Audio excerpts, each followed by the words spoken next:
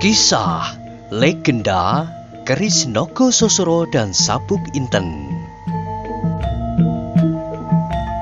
Sahabat Permata TV yang tercinta, pada kesempatan yang sangat baik ini kita masuk pada episode yang ke-104.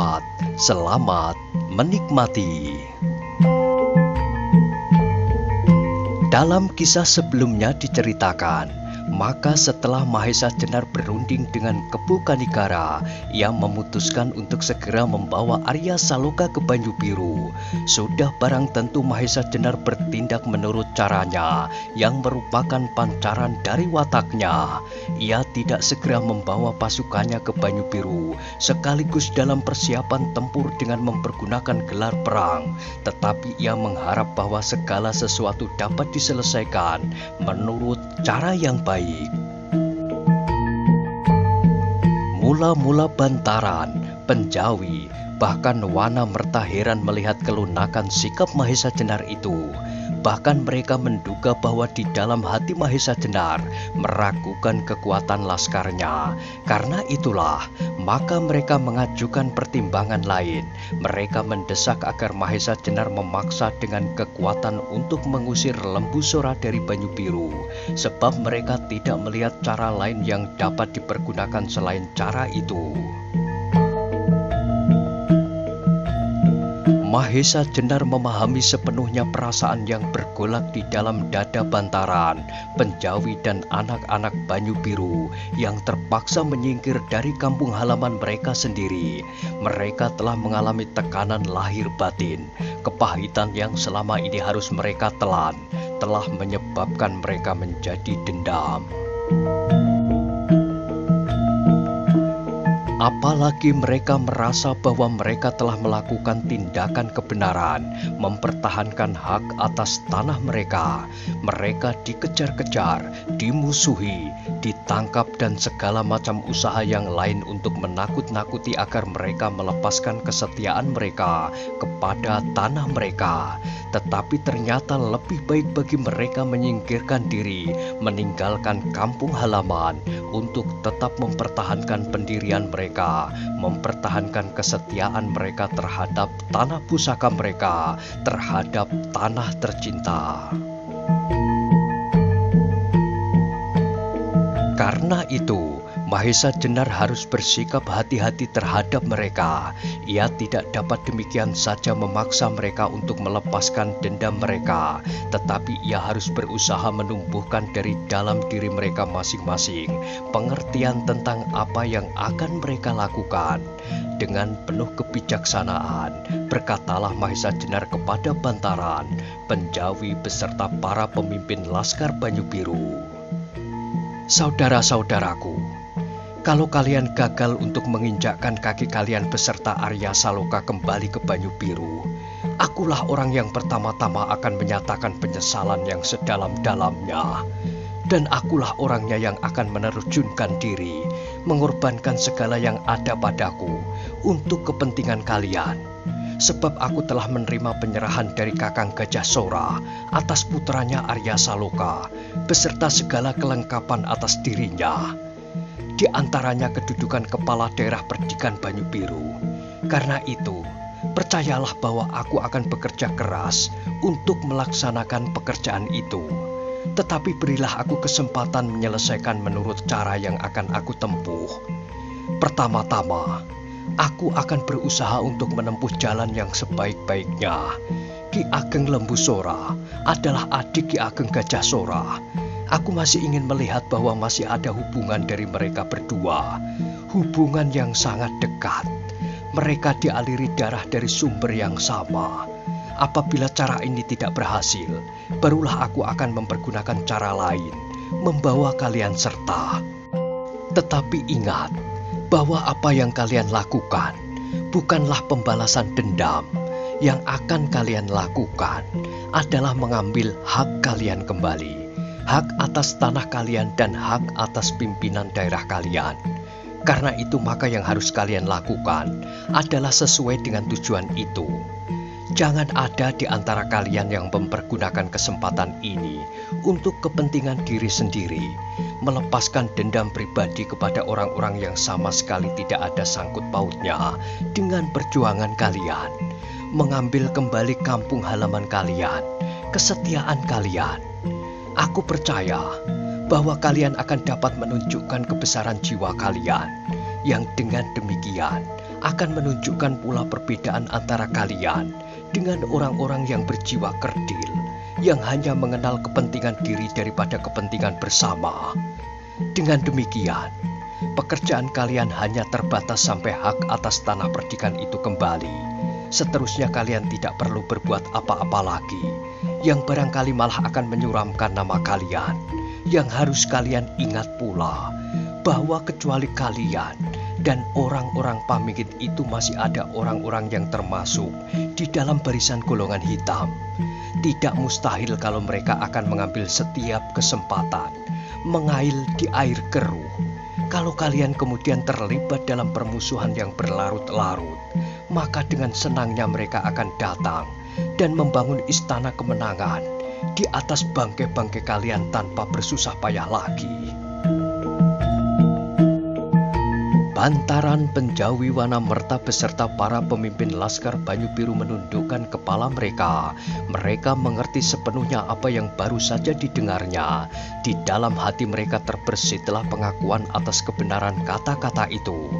Tiba-tiba mereka menjadi sadar bahwa orang-orang Pamingit, lebih-lebih orang Banyu Biru itu sendiri adalah saudara-saudara mereka. Ada di antara mereka yang berkakak, beradik, berkemenakan dan bersepupu dengan orang-orang Pamingit.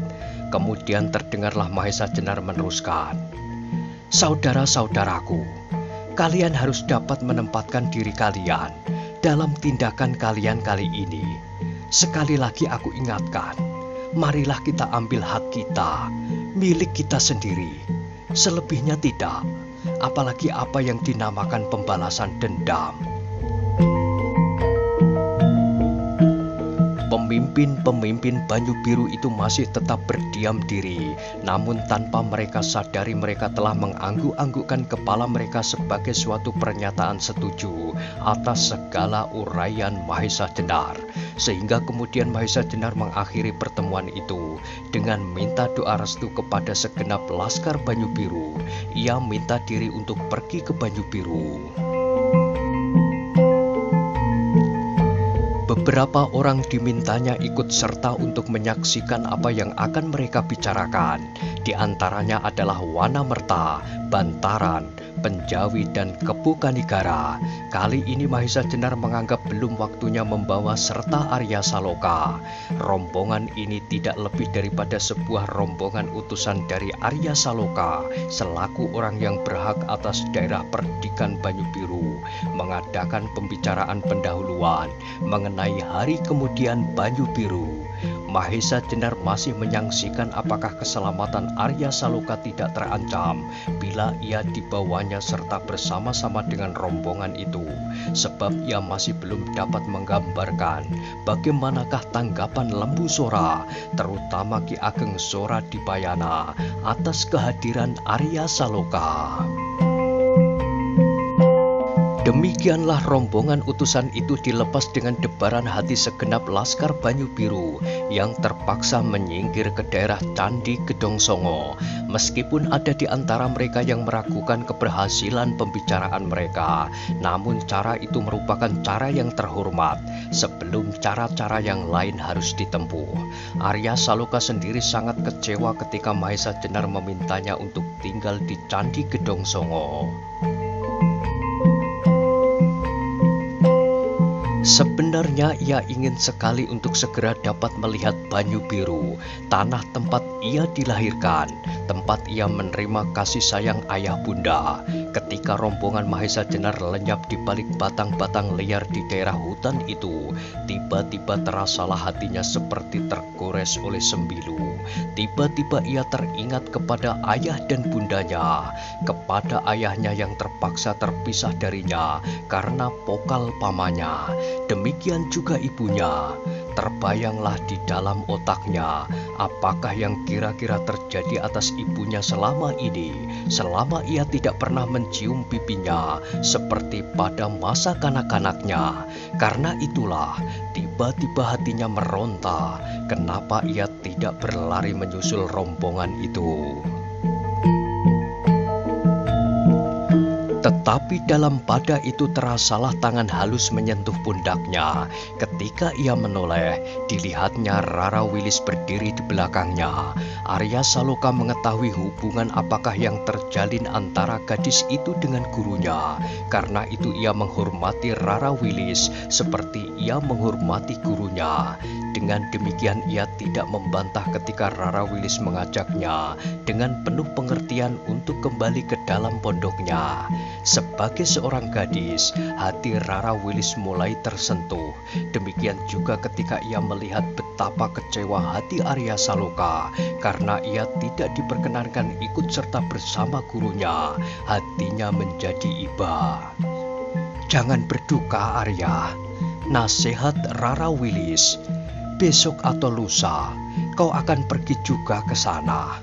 Kalau saat ini pamanmu tidak membawamu, adalah semata-mata karena pertimbangan keselamatanmu. Arya menundukkan mukanya. Ia tahu benar alasan itu, tetapi perasaannya amatlah susah dikendalikan. Karena Rara Wilis bagi Arya tidak ubahnya dengan gurunya dan orang tuanya sendiri, maka kepadanya Arya Saloka pun berkata terus terang, "Bibi, aku dapat mengerti sepenuhnya kenapa paman tidak membawa aku serta. Tetapi tiba-tiba saja perasaan rinduku kepada tanah kelahiran itu tak dapat aku kendalikan lagi. Lebih daripada itu, betapa rinduku kepada Bunda yang sejak 5 tahun yang lalu tak pernah aku dengar lagi kabar beritanya." Dalam pada itu betapa Arya Saloka berusaha sekeras-kerasnya, namun di kedua belah matanya mengembanglah air matanya yang bening, sebening hatinya.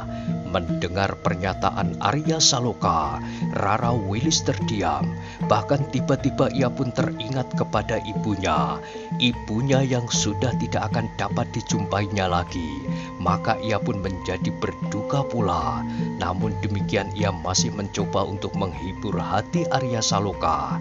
Katanya, "Arya, meskipun tertunda beberapa waktu, namun kau akhirnya akan dapat bertemu dengan Bunda tersayang. Tetapi tidaklah demikian dengan aku, Arya.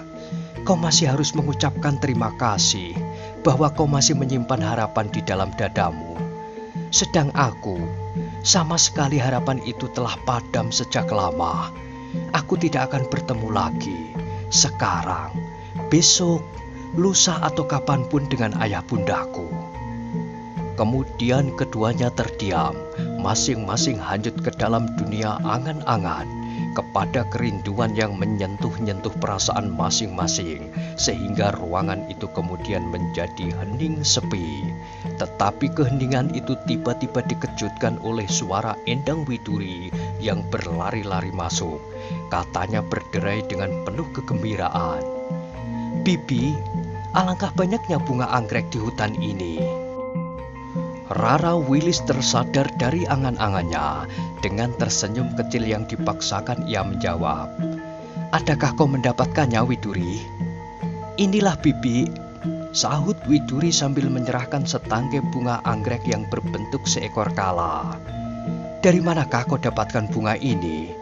tanya Rara Wilis. "Di lembah sebelah itu, Bibi," jawab Widuri. Rara Wilis menarik nafas. Lembah di sebelah adalah lembah yang terjal dan berbahaya. Agaknya Widuri memang anak yang benar-benar nakal. Katanya kemudian, "Jangan bermain-main di tempat yang berbahaya, Widuri. Di sana banyak ular-ular berbisa. Mungkin juga ada harimau yang buas." "Tidak, Bibi," sahut Widuri dengan nakalnya. "Tidak ada ular dan tidak ada harimau yang mengganggu. Tetapi tadi memang ada orang yang mencoba menangkap aku." Rara Wilis dan Arya Saloka terkejut seperti disengat kala.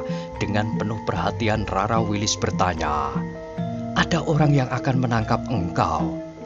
Widuri mengangguk seenaknya, seolah-olah peristiwa itu sama sekali tidak penting baginya. "Tahukah kau sebabnya?" Tanya Rara Wilis. Entah, jawab Widuri.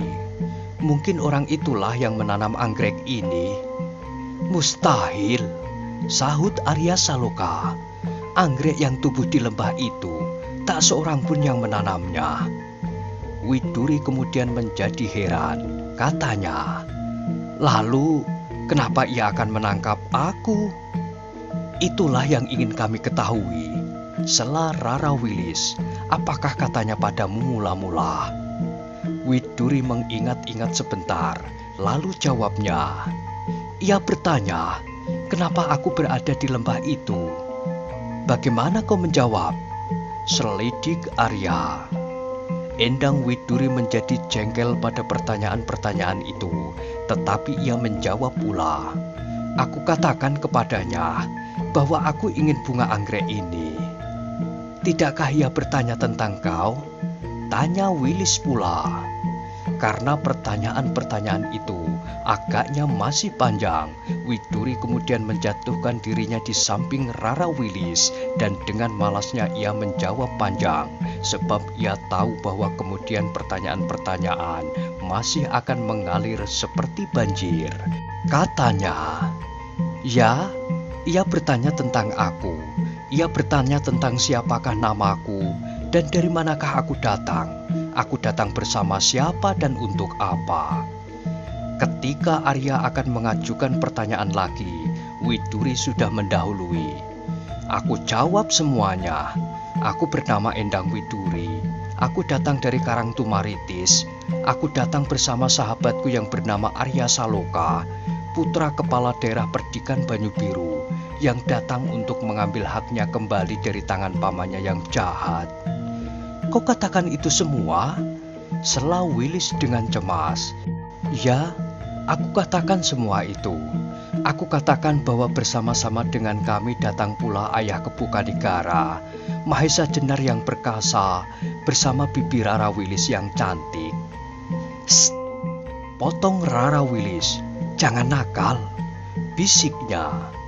Mau tidak mau ia harus tersenyum. Namun berita itu bagi Arya Saloka dan Rara Wilis merupakan berita yang cukup penting. Karena itu ia ingin kelanjutan cerita Widuri, meskipun ia tidak sabar mendengar cara Widuri berkisah. Lalu apakah yang dilakukannya? Tanya Arya Saloka.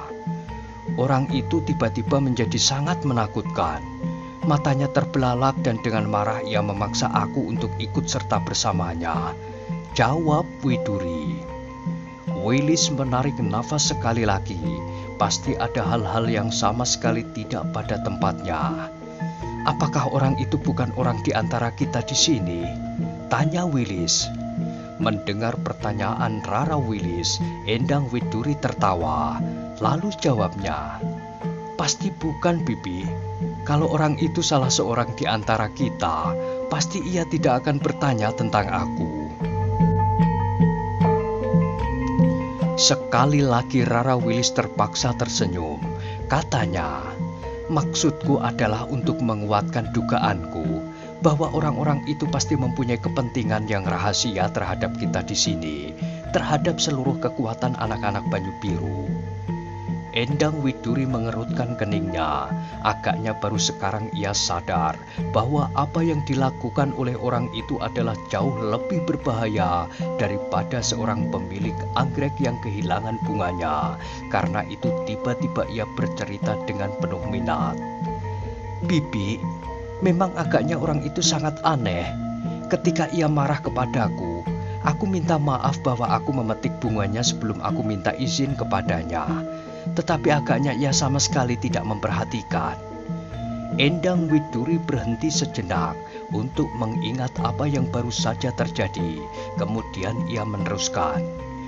Bahkan kemudian ia berusaha untuk menangkap aku. Tentu saja aku tidak mau. Maka ketika ia memaksa, aku terpaksa melawannya. Kemudian tiba-tiba Endang Widuri tegak berdiri sambil menirukan beberapa gerak yang lincah.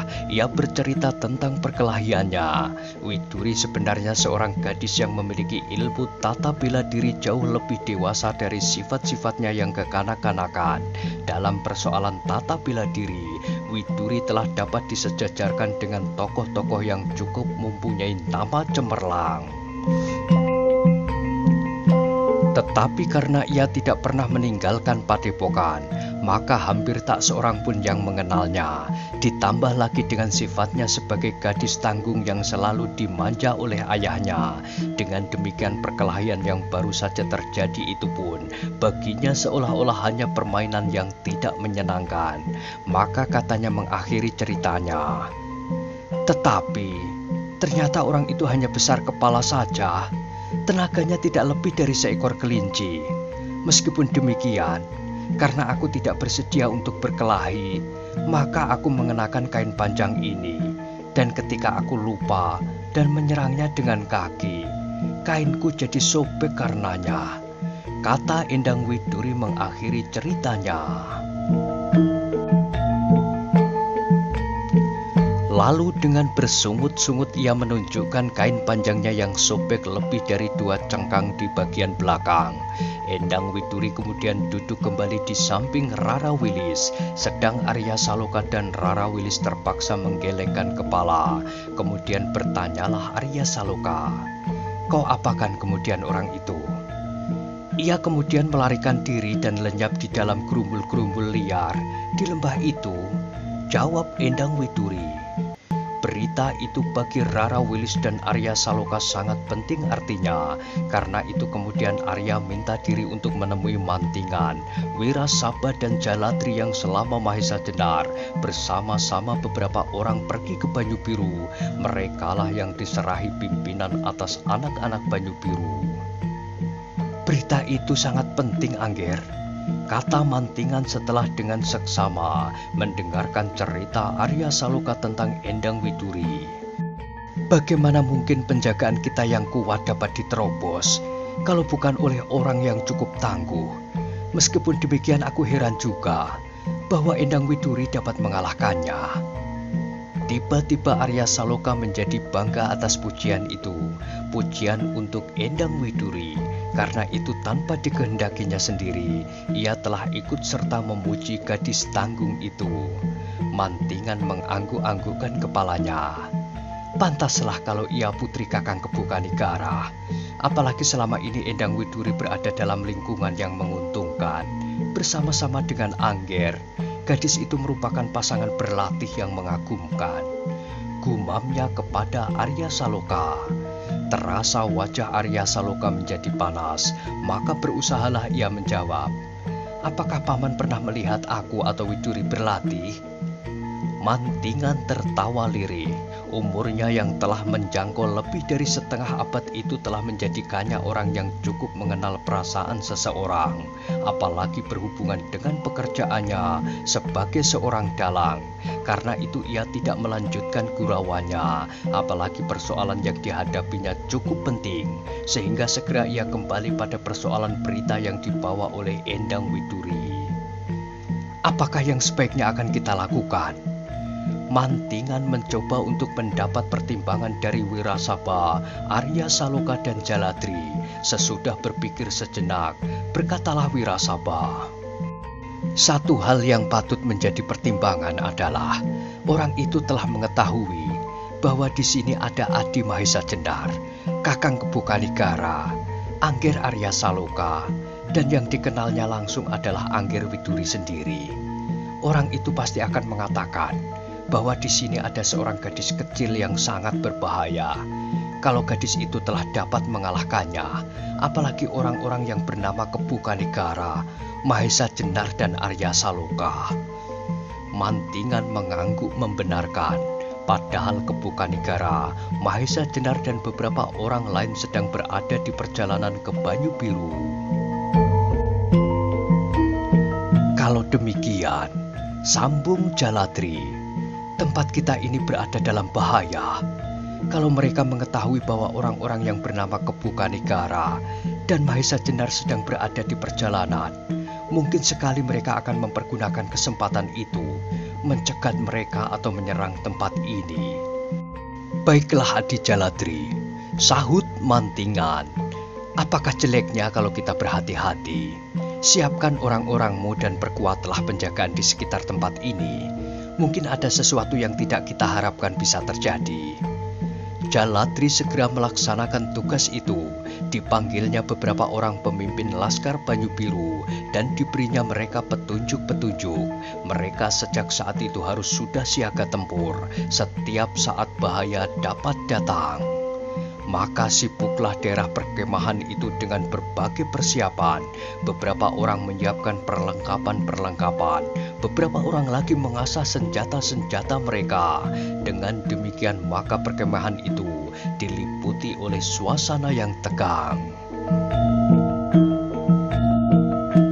Ketika kemudian malam turun perlahan-lahan, seolah-olah tersembul dari hutan di sekitar perkemahan itu, anak-anak Banyu Biru menjadi semakin siaga.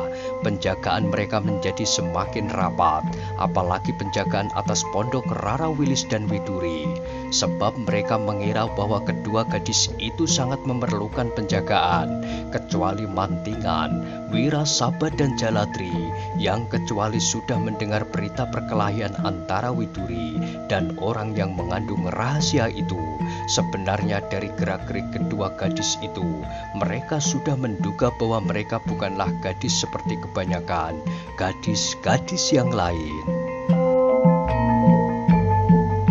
Sementara itu orang-orang Banyu Biru telah dikejutkan oleh kedatangan sebuah rombongan kecil orang-orang berkuda. Dua orang yang di depan mempunyai perawakan yang sedang, tegap dan kuat.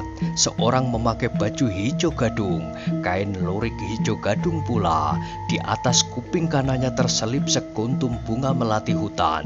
Sedang di sebelahnya, yang seorang lagi berbaju lurik bergaris-garis tebal, berwarna coklat dan berkain lurik merah soga, berikat kepala biru gelap.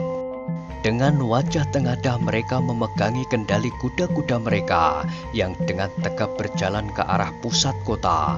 Beberapa orang yang menyaksikan mereka berdua terpaksa menarik nafas dalam-dalam. Meskipun mereka belum pernah mengenalnya, namun mereka seolah-olah melihat dua ekor burung Raja Wali yang dengan megahnya terbang di udara.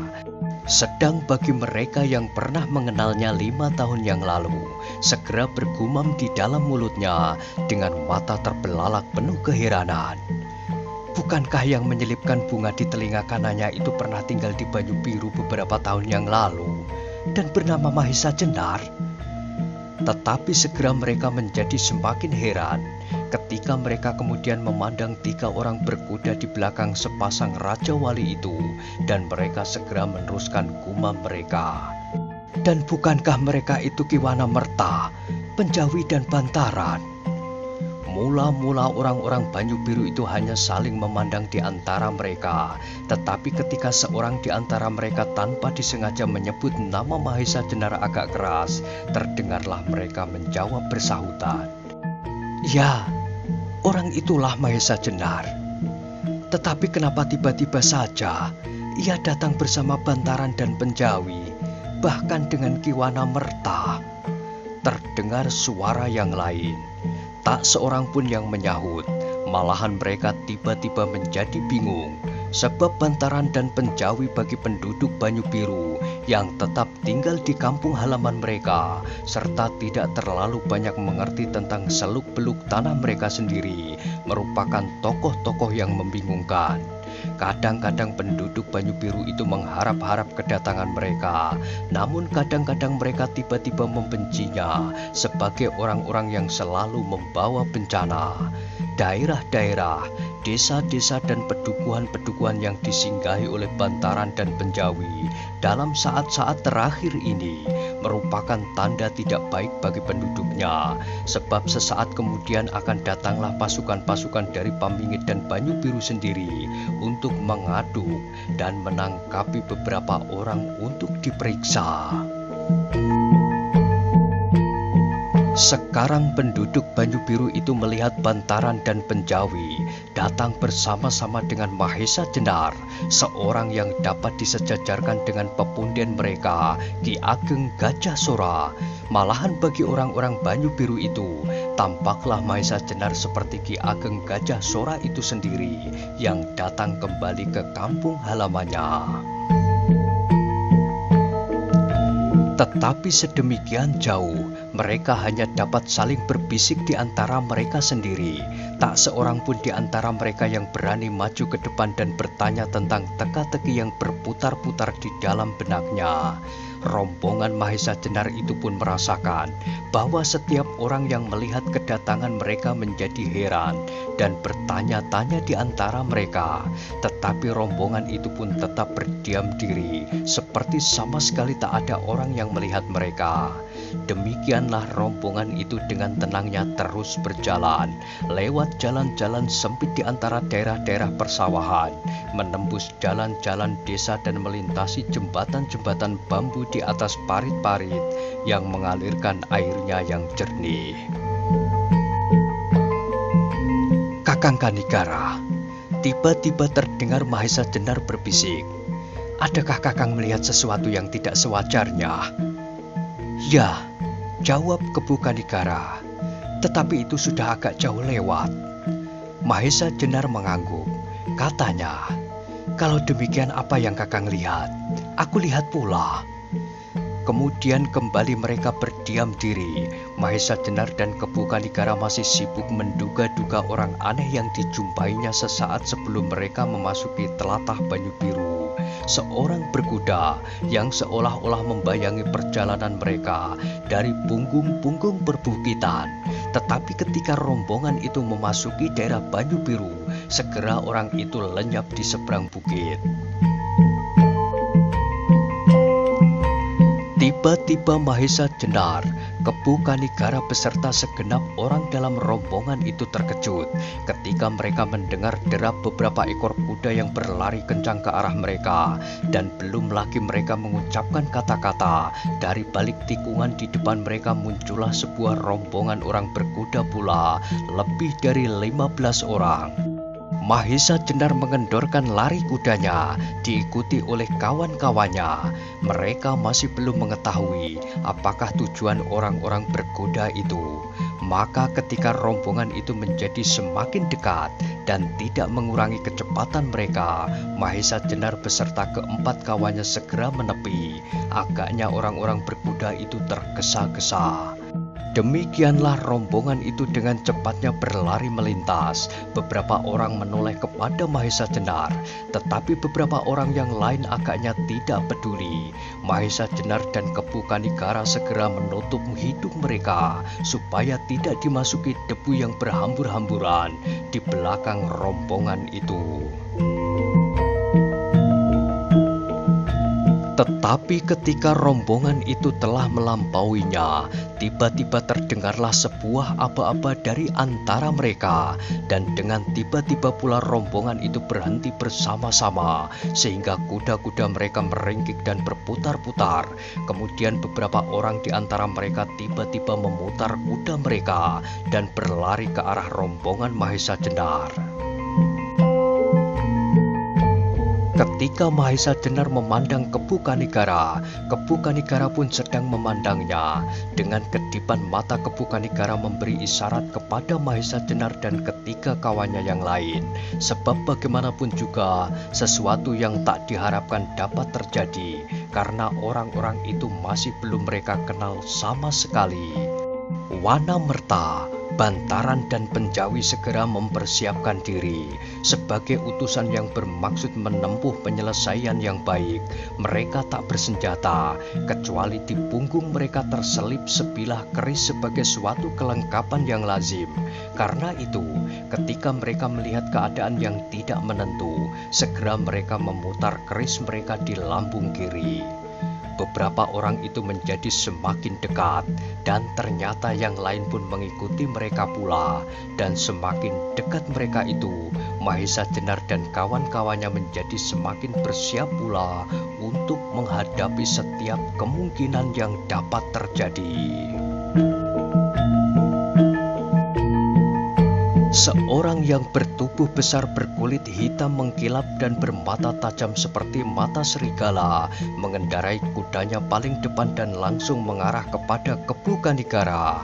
Melihat orang itu datang kepadanya, Kebu Kanigara pun segera menyambutnya. Mula-mula orang itu menghentikan kudanya beberapa langkah dari Kebu Kanigara, kemudian memandangnya dengan tajam. Nah, bagaimanakah kisah selanjutnya? Silahkan ikuti terus kisah legenda Keris Nogososro dan Sabuk Inten pada episode berikutnya. Sampai jumpa.